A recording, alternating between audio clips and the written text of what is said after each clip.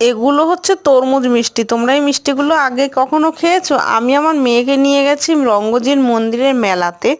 তো মেলাতে গিয়ে একটু মেলা ঘুরে ওকে ঝালমুড়ি কিনে দিলাম, সেগুলো খাচ্ছিল।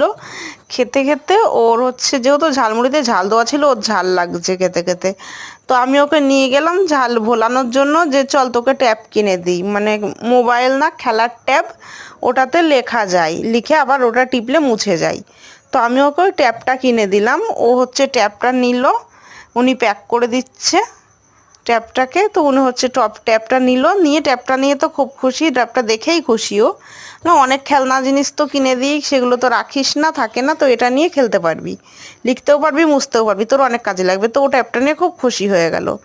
তো ট্যাবটা নিয়ে এবারে আমি বললাম তাহলে চল, এবার নিয়ে গেছি মিষ্টির দোকানগুলোতে। এগুলো তরমুজ মিষ্টি, বলছে আমরা আগে কখনো খাইনি, বলছে নাকি দারুণ খেতে। তো আমি ওকে দিলাম, ওর ওটা ঝাল লাগছিল, ওটা আমাকে দিয়ে দিয়েছে ঝালমুড়িটা। আর মিষ্টিটা ও নিয়ে টেস্ট করে দেখছে। আমি বললাম তুই আগে টেস্ট কর, তারপরে আমি দেখবো, কেননা বেশি কিনে ওয়েস্ট করে তো লাভ নেই, তাই আমরা একটা নিলাম। তো ও বলছে খুব দারুণ হয়েছে, খুব সুন্দর হয়েছে, ভালো, আমাকেও দিল।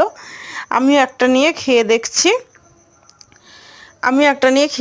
তো সত্যি মানে মুখে দিয়ে দেখলাম যে না, সত্যি খুব দারুণ হয়েছে এগুলো খেতে।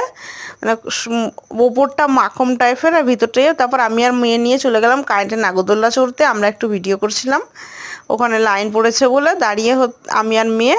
তারপরে মোমো নিয়ে বাড়ি চলে আসলাম আমি আর মেয়ে।